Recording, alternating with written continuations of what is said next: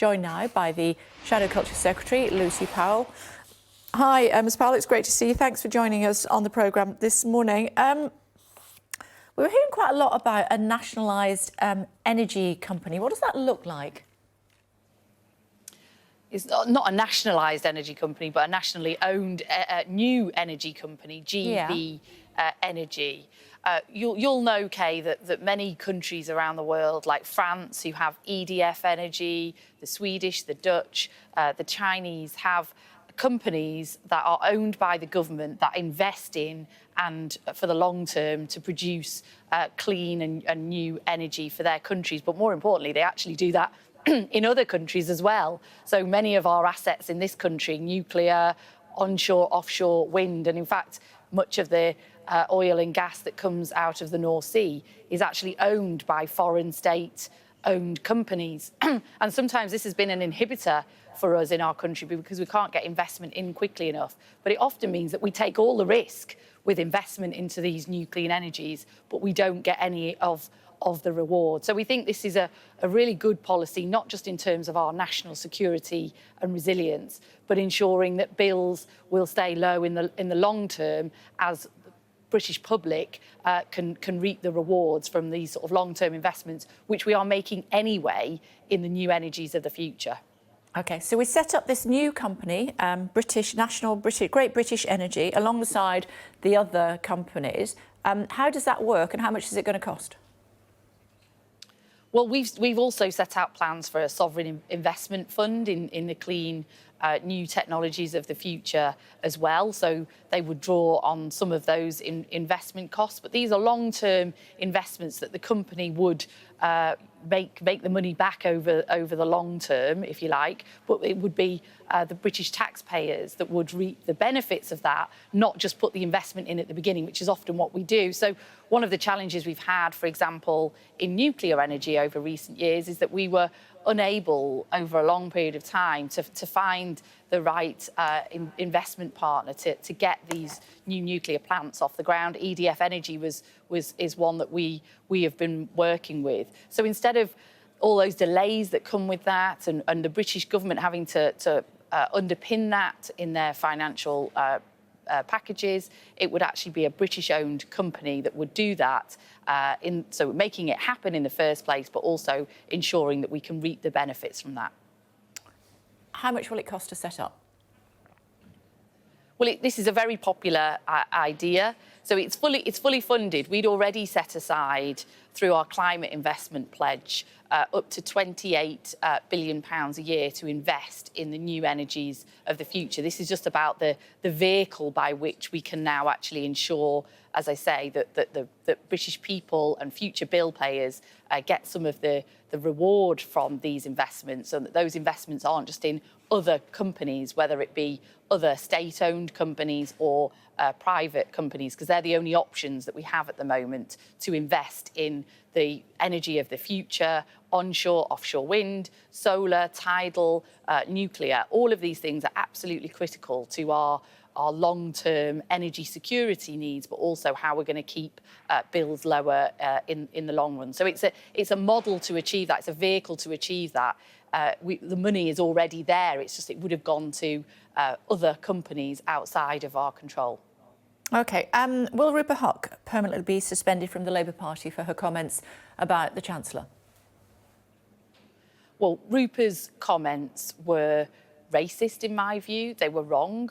They were incredibly stupid. She's apologised. She's lost the whip, and she's been suspended from the whip. What usually happens, and it's a matter for the chief whip, not for me, but what usually happens is an investigation will follow. There will be inquiry. She will be spoken to. I don't know how long all of those things will take and what that will mean for her future. But losing the whip, so therefore no longer being recognised as a Labour MP, is an incredibly serious sanction, and one which the chief whip and Keir Starmer as leader are unafraid to take when someone does something as wrong as this. No, I understand, but I just wondered what your view was. You say that it was a racist comment. I mean, should a racist be allowed back into the party? Well, it was as I say, it was a wrong and racist and entirely misjudged comment, and she's already paying a heavy price for that. And what happens to her in the future is not my decision. It's one that will get looked at properly by the Chief Whip in consultation with other people, and that is something that they should deal with. I don't think it probably helps for me to comment on that further. I don't know. I mean, you are representing the Labour Party here this morning, Ms Powell, and, you know, by all accounts, people suggesting that you will be in power before too long. It's a reasonable question. Should somebody who makes racist comments be welcome by the Labour Party? I think someone who makes comments like these should face very serious sanction. Rupa's already faced serious sanction. That will continue. I don't know how that will be resolved, if it would be resolved, or whether she would be allowed back in the party. But I think what your viewers should know is that we take these matters incredibly seriously. We act swiftly, you know, and without making this a sort of, you know, a party political point. I think that does stand in stark contrast to what we've seen with Boris Johnson and the Conservatives recently, where they don't stand up and take action against misdemeanours of their own MPs who have the whip returned very quickly or don't have it withdrawn in the first place when they're found guilty of serious sexual harassment, for example. So we act swiftly. There was no question that we wanted to send a very clear signal, not just to the black community that would have been profoundly offended by these comments, but I think very many of your viewers, that these comments were wrong, completely unacceptable, and that action is taken. I was up there in Liverpool, sorry I missed you, yesterday, chatted to a couple of I thought I'd see you this morning. Sorry about that. Yeah, a couple of young Labour members saying that they felt that if you do get into power in a couple of years' time, that Jeremy Corbyn should be part of a Labour cabinet. What do you think? Well, Jeremy is also somebody who doesn't currently have the Labour whip. This was sort of part of some of the discussion that was had here at conference.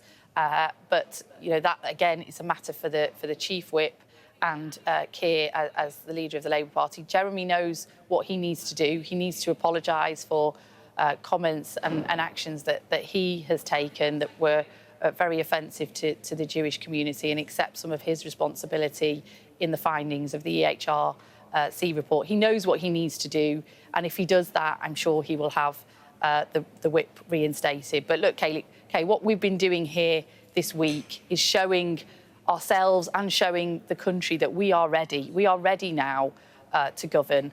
We think there's a real possibility, a possibility that wasn't there, of Labour winning the next election. But there's a real responsibility on Labour now. You know, the country is facing a huge economic crisis, a cost of living crisis. People want an alternative. They want someone else to vote for at the next election, and that puts a huge responsibility on our shoulders. And we've got a big job of work to do to make sure that we are ready. We've got the good big ideas that people want to see us producing. We've got the policies, we've got the team of people, and that we're united and together and disciplined in our approach about governing this country and bringing about the change that we need to see.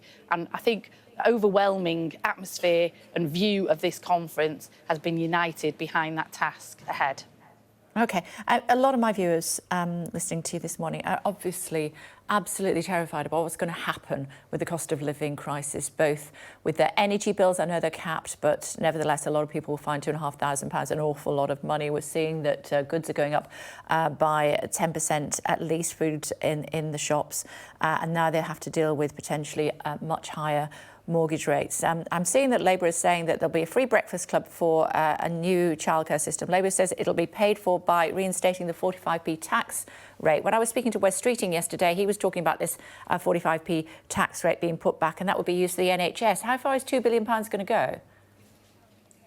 Well, it will go to both of those things because they're both fully costed within that £2 billion envelope. Both more training, more doctors and nurses, which is absolutely critical. The workforce issues in the NHS are a big part of the problem as to why we've got such a backlog and delays in our much beloved NHS.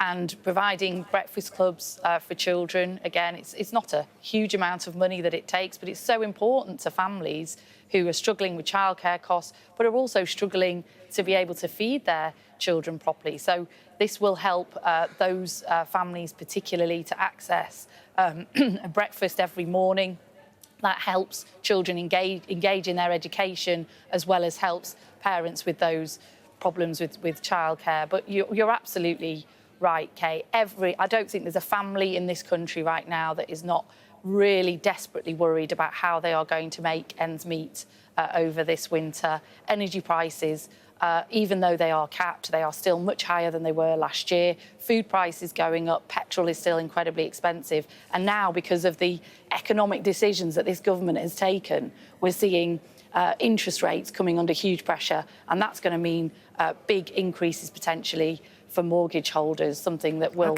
worry many people as well. So, that's why we've been setting out an alternative economic plan to this sort of trickle-down economics, where you give a tax break to a few people at the top and hope it trickles down to everybody else. It won't. It doesn't. We've tried that experiment for 30 years and it didn't work. We need to grow the economy from the bottom up so that everybody shares in that.